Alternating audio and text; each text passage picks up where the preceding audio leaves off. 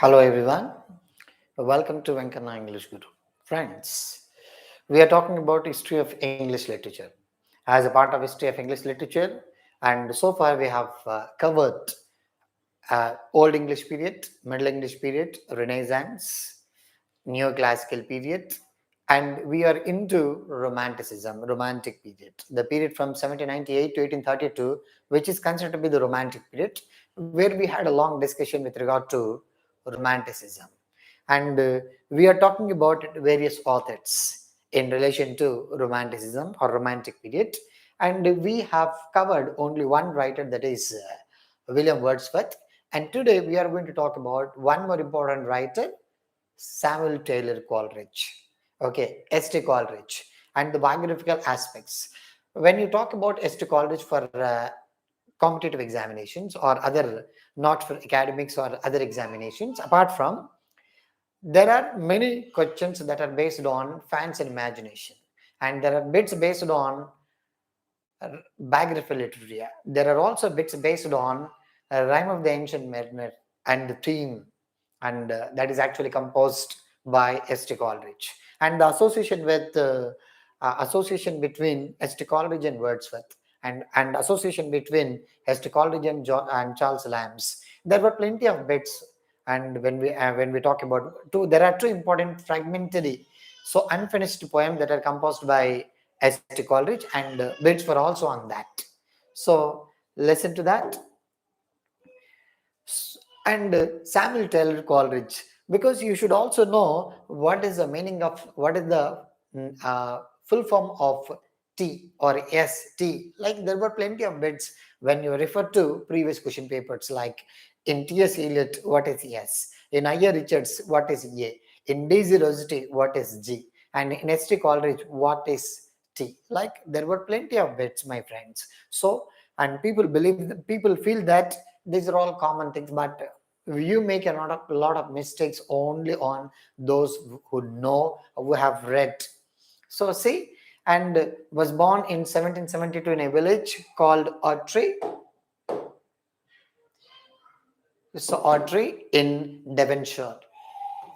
Next, at the age of 5, he had read the Bible. See, it as a young kid at the age of 5, and who finished reading the Bible, and the Arabian Nights influenced the two books. So these are the two important books, the Bible and the Arabian Nights, which influenced and S.T. Coleridge, and at a very young age. And he fell in love with Sarah Fricke, so his wife, and Sarah Fricke, the sister-in-law of Robert Southey, and got married to her in 1795. The couple settled in Nether and Stoffe and Quantox, where they met Wordsworth. So they met at Quantox, and Dorothy Wordsworth and Wordsworth worked as a soldier. So for quite some time, where he worked as a soldier. So it's also very important for us. Who of the following romantic poet worked as a soldier for quite some time? S.T. Coleridge. This is very important. He is actually called the Sage of Highgate, Sage of Concord, Sage of Highgate. Like there are plenty of bits based on these pen names. So he is called the Sage of Highgate. This is considered to be the pseudonym, the pen name of S.T. Coleridge. Okay, the Sage of Highgate. Very important that is. Next, when we talk about, and Wordsworth and Coleridge together published and a journal called The Friend. Very important this is. And what is the only journal that is started by Wordsworth and Coleridge? The journal, The Friend. And what is the title of the journal? The Friend, remember. So which is collaboratively. So there are two collaborative works. One is Lyrical Ballads and the second one is The Friend. Okay. Next, their collaborative lyrical ballads, which mark the beginning of Romantic period. We've been talking about this, and the collaborative work of S.T. Coleridge and Wordsworth's lyrical ballads is considered to be the beginning of Romantic age. We've been talking about. Next, he produced a drama called The Fall of Robespierre.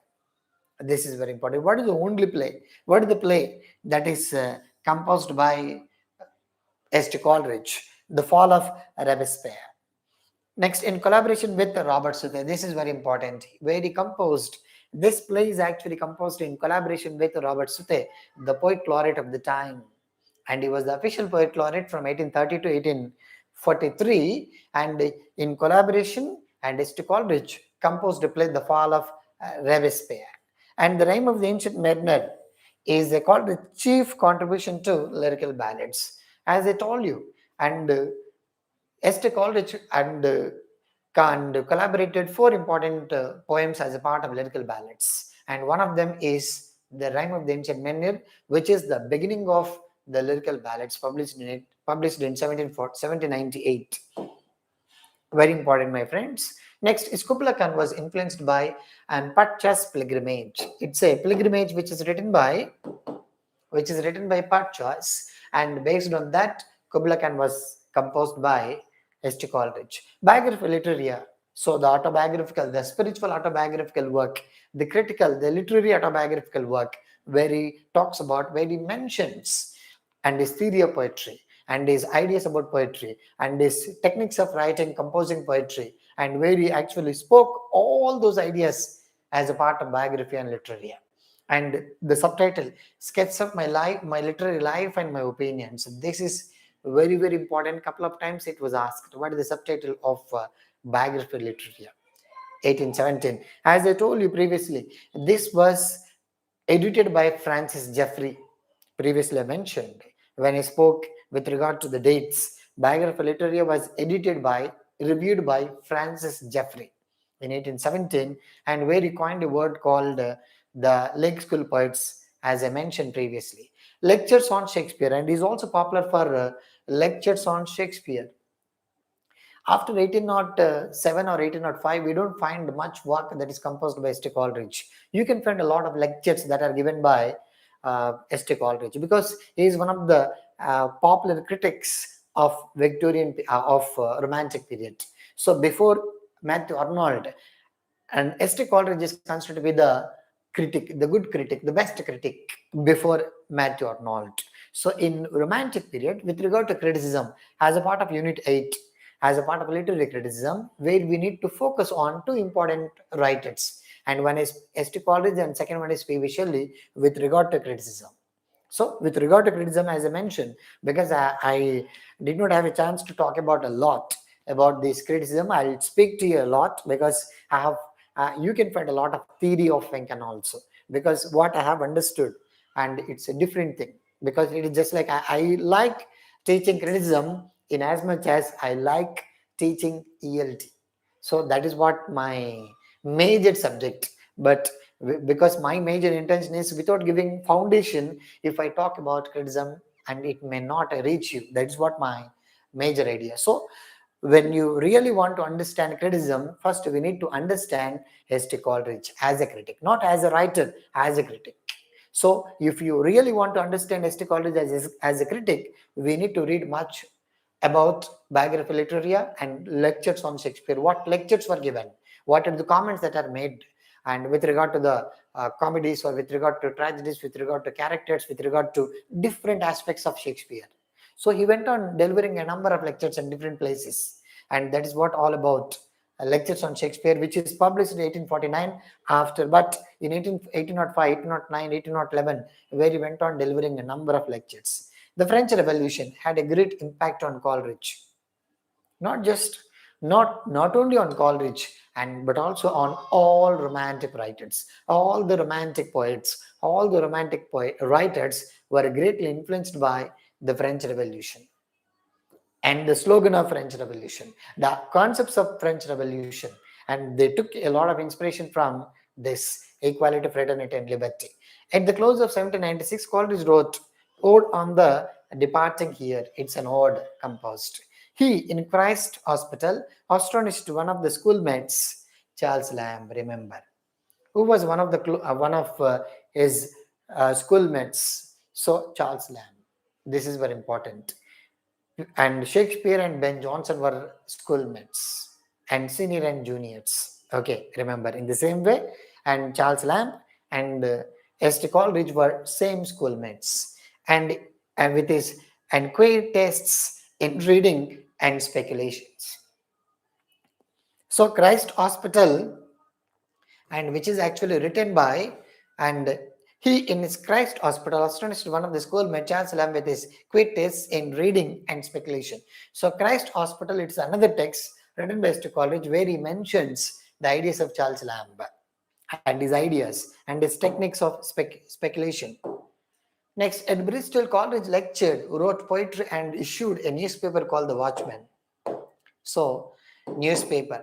So, previously we spoke about a journal, The Friend, which is which is published and started in collaboration with Wordsworth. And this is a newspaper. The title is The Watchman, and all with the idea of converting humanity. So, as he wanted to spread the concepts of humanity, hence he started a newspaper called The Watchman.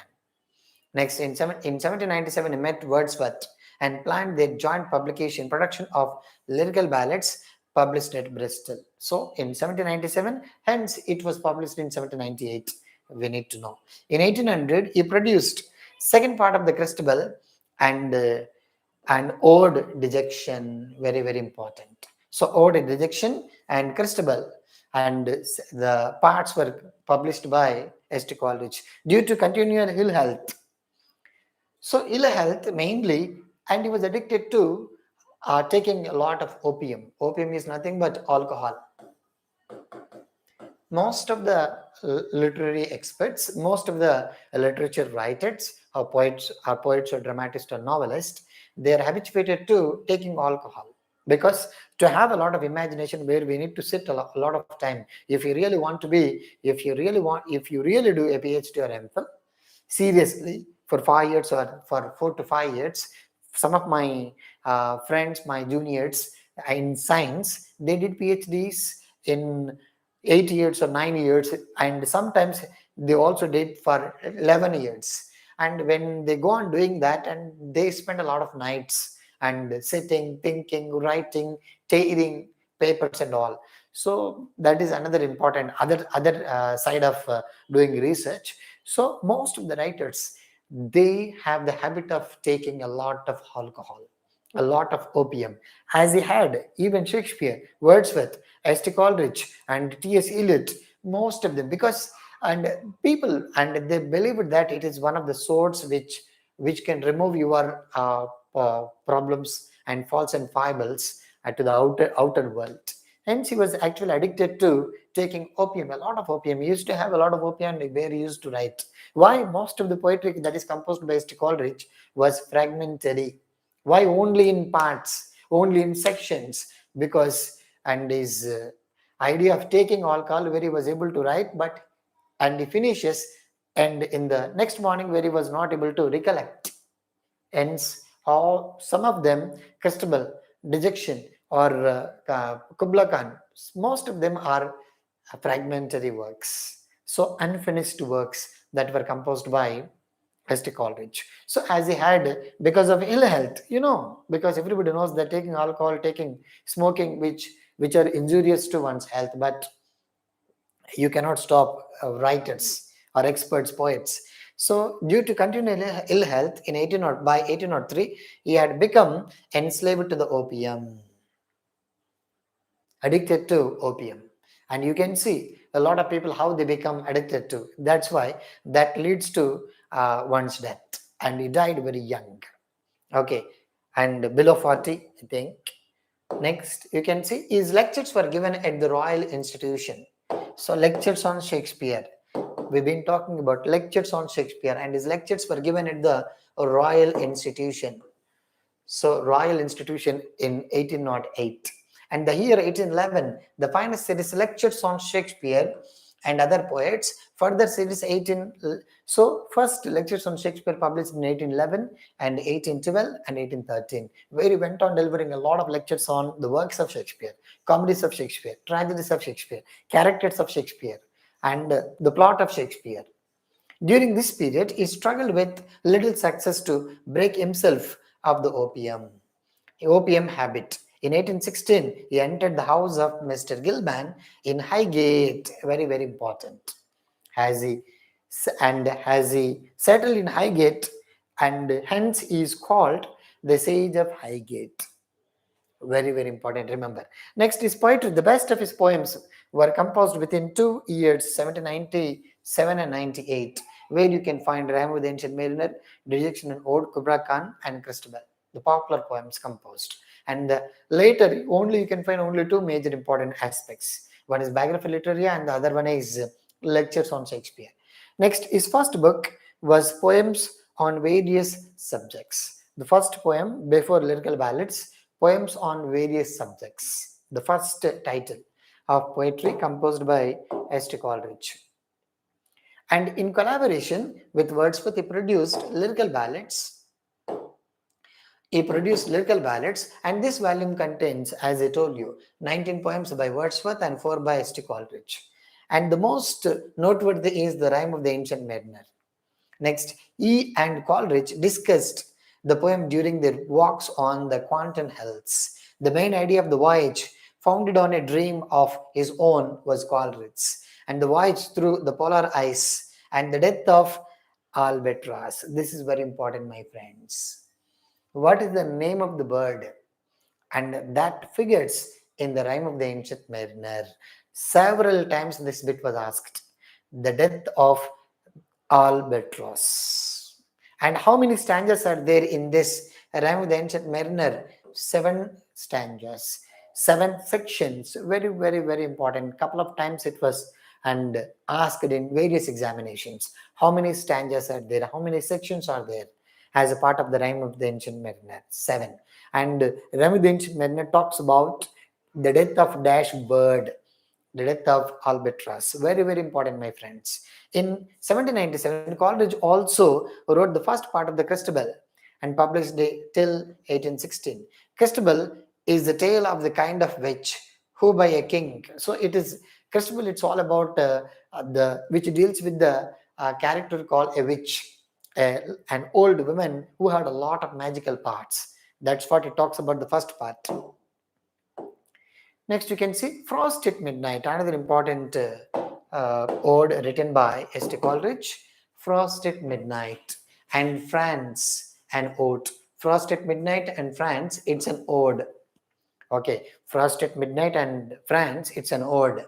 In 1802, ode Dejection, in which he already bewails the suspension of his shaping spirit of imagination, where Dejection and ode, where he actually talks about his suspension of his thoughts and his ideas of fancy and imagination. And his play, Remorse, another play. The Fall of Robespierre, that's a play that is published by S.T. Coleridge in collaboration with Robert Southey. And another play, Remorse, was on the recommendation of Byron. Yes, recommendation of Byron, accepted by the management of the Drury Lane Theatre and produced in 1813. Another play, Remorse, which is actually referred by Byron, which is performed in 1813. 2 plays, The Fall of Robespierre and Remorse. 2 important aspects.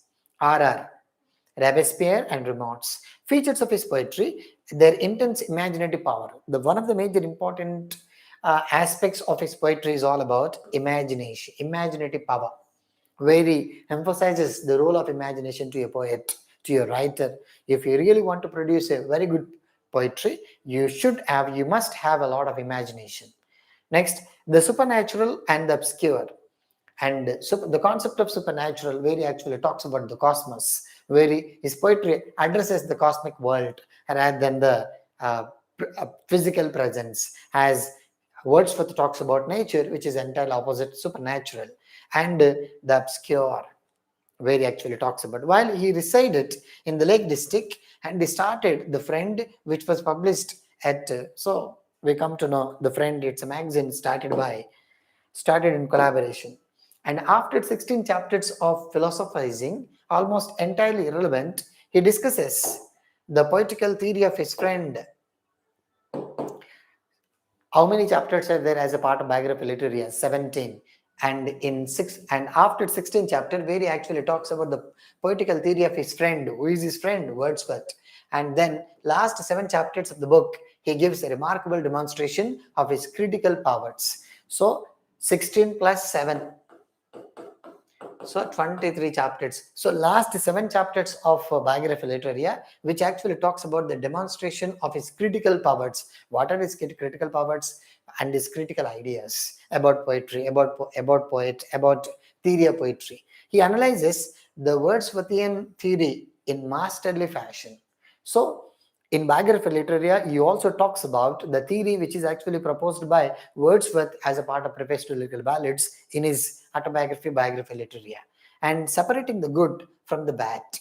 Separating the good from the bad upon and sounder elements basis a critical dogma of great and permanent value. These last chapters of the book, which are the most enduring exposition of the Romantic theory, place Coleridge the first flight of critiques. That's what I've been talking about. St. Coleridge is actually considered to be one of the first critics in English literature. Okay, because of his biography literature, because of his lectures on Shakespeare, and because of his critical arguments made in biography literature.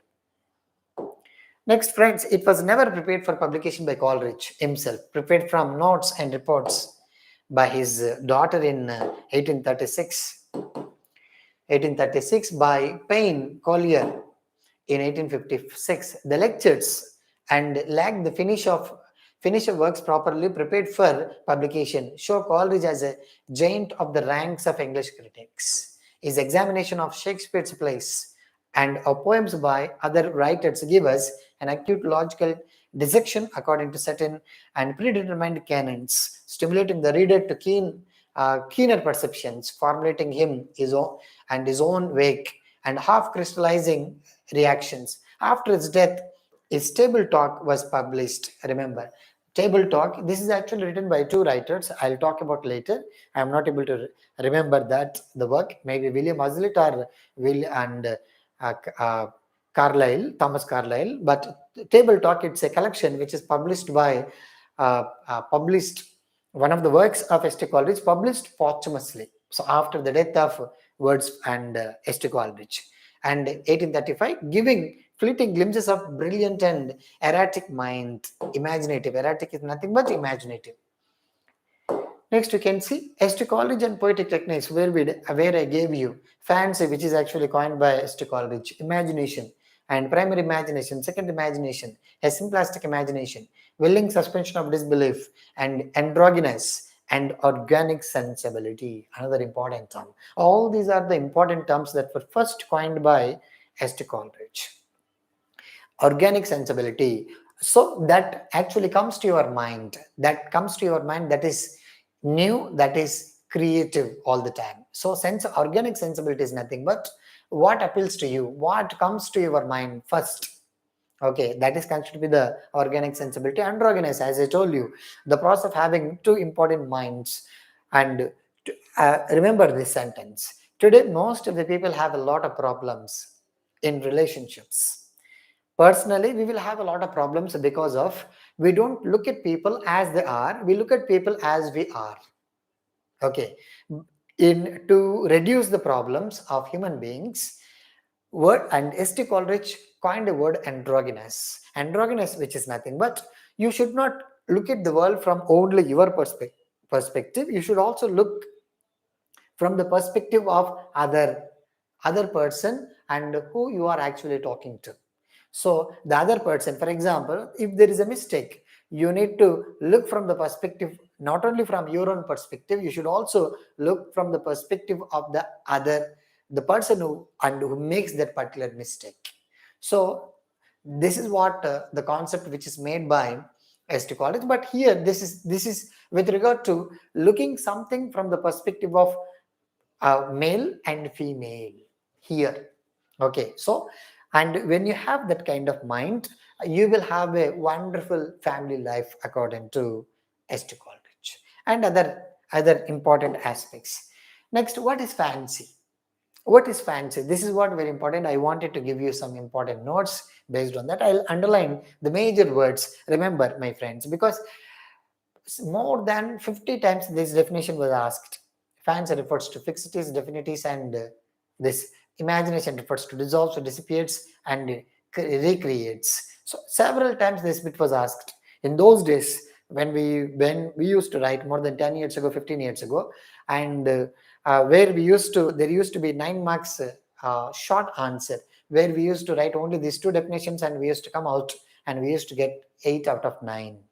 Only two definitions: fans and imagination. Distinguish the difference between fans and imagination. Define fans and imagination. Just that's it.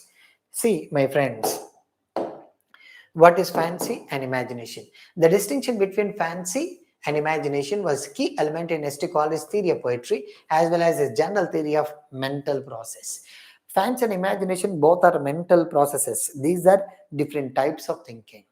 Okay, different types of thinking, mental processes, mental skills. Okay, and in earlier discussion, fancy, imagination had for the most part been used synonymously to denote the faculty of mind. So it is one of the faculties of mind. Fancy, one of the faculties, and imagination, one of the faculties.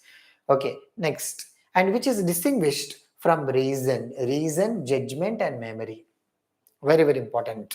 Memory, because you might have gone through the taxonomy that is actually given by Benjamin S. Bloom as a part of the Handbook of Formative and Summative Evaluation, where he actually talks about the distinction between knowledge, comprehension, application, analysis, synthesis, evaluation, where he actually mentions the cognitive domain, affective domain, and psychomotor domain, where he actually mentions cognitive, and where he talks about different aspects and recognizing knowledge, understanding, application, analysis, synthesis, evaluation, or critical kind of skills. So these are all different layers according to Benjamin S. Bloom, who spoke from the perspective of education, educational objectives. But here he made a distinction about a distinction between fans and imagination to talk about the faculties of mind, to say that and who writes the best poetry and who writes an ordinary poetry. And a poet with fancy will be able to write ordinary poetry. A poet with the faculty of imagination will be able to write poetry which influences people. That's what he makes difference about in different between these two. So these two can be understood based on reason and judgment and memory. Next, in fact, receives images and being perceived by the senses and records them into new combinations. So fancy here means, so it receives images. So fancy refers to it's a mental faculty which you can only receive images. What you've been doing right now, you are receiving what is being conveyed by the teacher. Okay, so what is being conveyed here? The teacher is actually talking about fancy and imagination, where he's actually presenting different ideas. That's what you've been receiving. This is fancy. If you are able to teach, if you are able to apply in your own practical field, when you explain to someone, that becomes your own imagination or creativity. So simply, fancy receives images that have been perceived by senses and records them into new combinations. Okay, so it's just a kind of reception and recognizing the images, facts, ideas, thoughts. That's it. If I ask you, Lyrical Ballads is published in 1798, this is fancy. And Wordsworth and Coleridge started a journal called Dash. You can say the friend, this is fancy. So you remember something and you produce. So it's a mental faculty where you will be able to remember, record, perceive, and different images about something. In the 13th chapter, remember, 13th chapter, biography literary Coleridge attributes is rendering function of the sensory images of lower faculty. Lower. What is the superior faculty? Imagination. What is the lower faculty? Fancy. Remember. So fancy, lower faculty. Fancy is only factual, where you will be able to just remember, recognize, perceive. Perception. Okay, you just listen to someone and you receive what you want.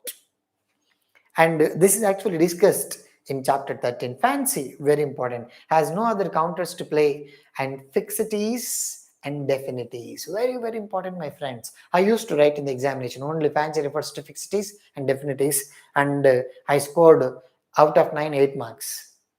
Really talking about, when somebody asks you, and what is fancy, you can simply say, fancy deals with fixities and definities. The fixities, fixed, and romantic period begins in fixed 1798. There is no other alternative. Wordsworth died in 1850, fixed. Okay, fixed is definite. Exactly, you will be able to say, who is the greatest romantic poet? Wordsworth. It's a definite answer. What is the greatest age in English? Greatest age in English poetry? Romantic period. definite answer that you will be able to say. So fancy refers to, it's a mental faculty where you received and recorded some concepts with regard to fixed ideas, definite ideas, which are not going to be changed in your life until your death, and which are not going to change. They are not going to be changed. Okay, they are fixed. Okay, how many planets are there? Fixed. And that's what. And who is the Prime Minister of India? You can say easily. How many eighth Prime Minister is Narendra Modi? You will say fixed. That is fixed. So any mental faculty which talks about fixeds and definities. The fancy is indeed no other than a mode of memory.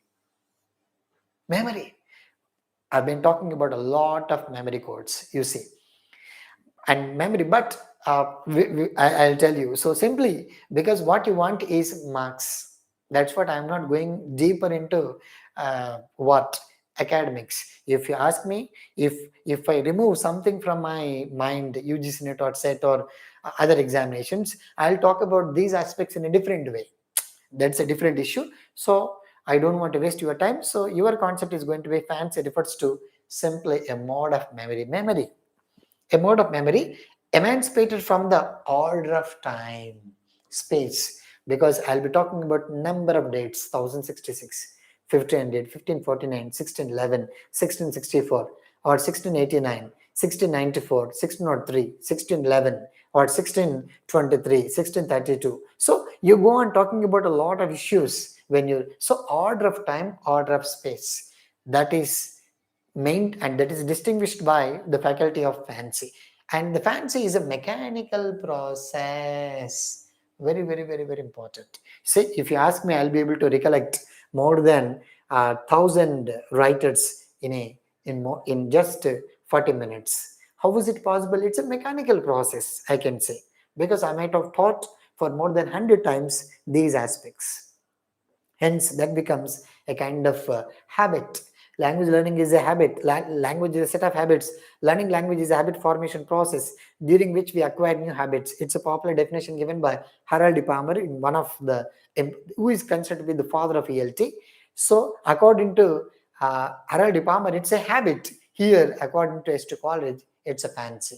It's a mental faculty.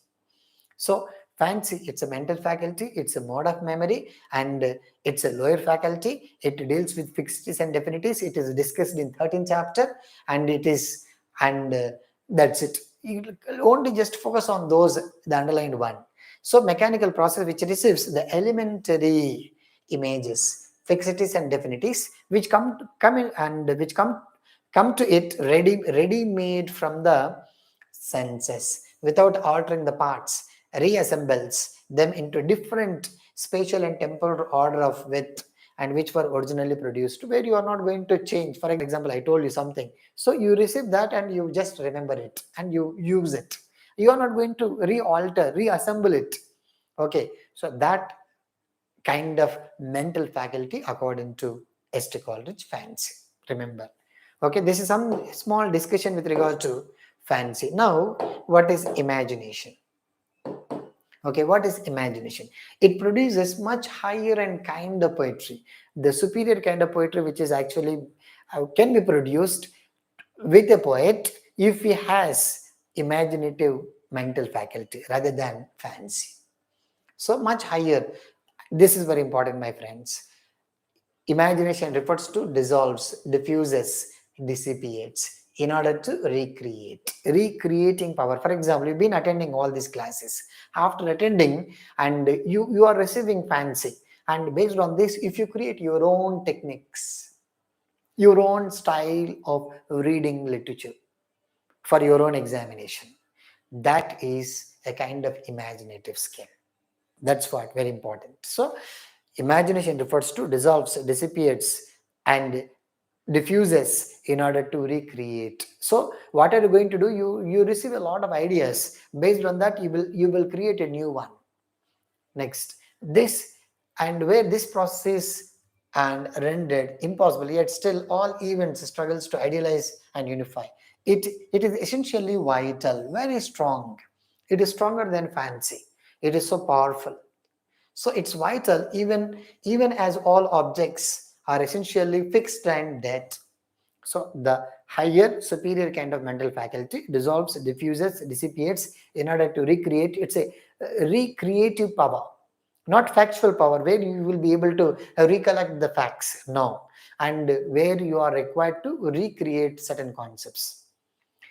And Coleridge's imagination is able to create rather than merely reassemble. No, here imagination provides an opportunity to create, and by dissolving the fixities and definities, the mental pictures and images received from the senses. So it provides an opportunity to create based on the facts, based on the definite issues. Okay. And while the fancy is merely mechanical, imagination is vital. So fancy, which is mechanical faculty, but whereas imagination, it's a vital, very strong kind of mental faculty of a poet. And it's organic faculty, organic, creative, innovative.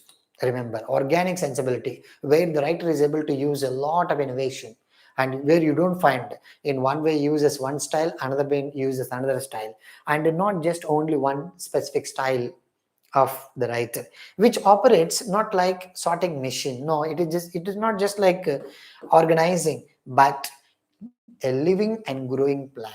So imagination is compared to a living plant, a growing plant, how it actually grows, how it actually leads. As Coleridge says, imagination generates and produces a form to form its own, while its rules are very parts of growth and production. This is what and where. Uh, so remember, this is actually discussed in 14th chapter. So it is much higher, and recreative power dissolves, diffuses, and dissipates in order to recreate. It's essentially vital, and it's a creative power. And but if you really want to have imaginative power, first you need to have fancy. And the poet, so both are mental faculties, and the poet with fancy and will be converted into imagination with an in, with by the use of the process of using fancy, you will be able to convert into imagination. So without fancy it is not possible. Once you have knowledge only, you will be able to convert into creativity. And if there is no knowledge, it is not possible for you to create or to innovate something. Next, and in the 14th chapter, see my friends, so this is actually discussed in 14th chapter of Biography Literaria. Coleridge adds famous statement, synthesis, very very important. You might, and if you are a student of education or B.Ed or M.Ed, and you might have heard about a word called synthesis, where you will be able to combine, for example. And once you read once you read unit 8 or 9, where you will be able to talk about the entire unit in one page.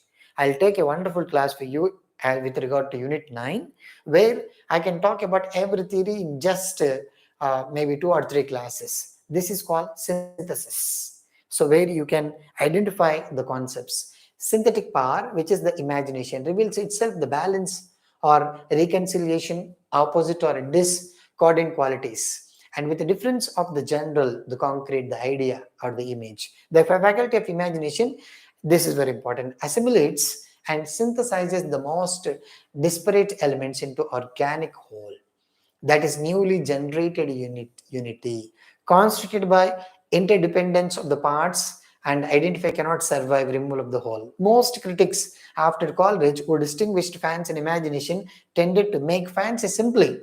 So fancy, the faculty that produces a lesser, lighter, humorous kind of poetry. This is what very important for us. So a poet with fancy will be able to produce lesser, lighter, humorous kind of poetry. And the poet with imaginative faculty produces higher, more serious, and more passionate poetry. This is very, very important, my friends. What is the major, and why do you think St. Coleridge talks about these two important terms? You should always have imaginative power rather than fancy. If you have imaginative power, so that you will be able to write poetry which is serious and which will create a kind of impact through passionate poetry, serious poetry, and higher, superior kind of poetry will be generated by the poet.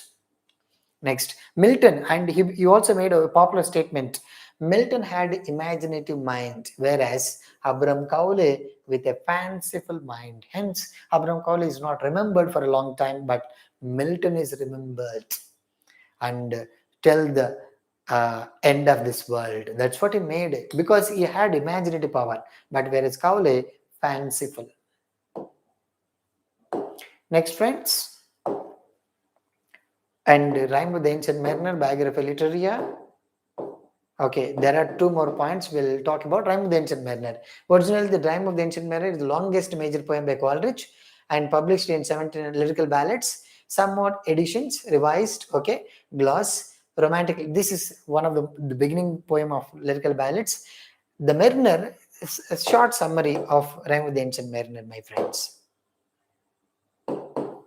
Okay, it recounts the experience of a sailor who has returned from a long sea voyage. The mariner stops a man who is on his way to a wedding ceremony and begins to narrate a story. The wedding guests' reaction turns from the bemusement to impatience to fear and fascination as the mariner's story progresses and can be seen as the language style.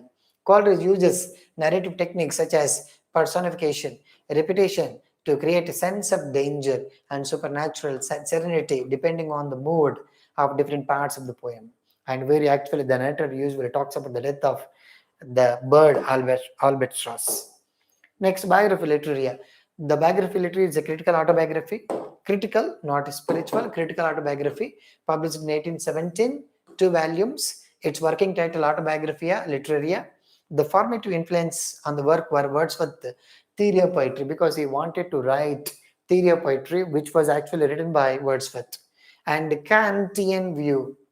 Who is this Kant? Immanuel Kant, who actually talks about the concept of enlightenment, the concept of so. And what does Esther Coleridge talk about as a part of biography literature? He talks about mental faculties, fancy and imagination, so reason, memory, and all these are very important according to enlightenment, which is proposed by and German critic Immanuel Kant. So this biography literature, which is influenced by two important experts, one is Wordsworth, second one is Immanuel Kant, later coined the neologism.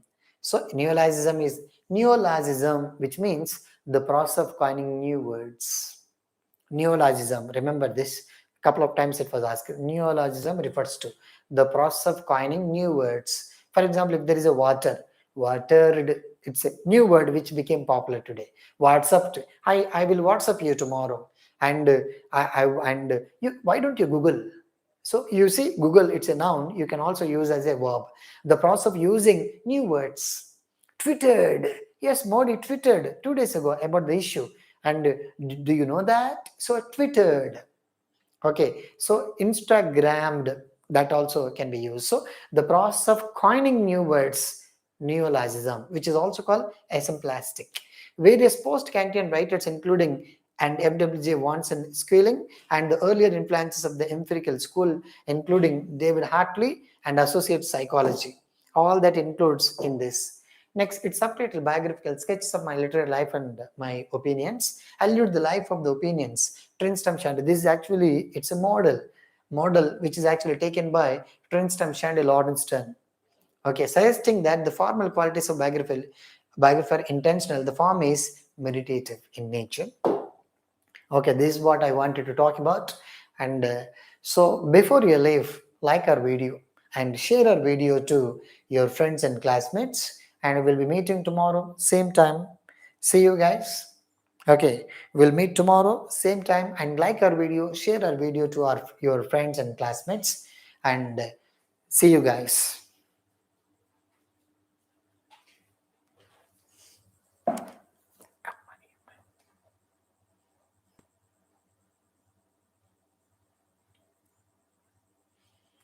Yes, like our video, share our video to your friends.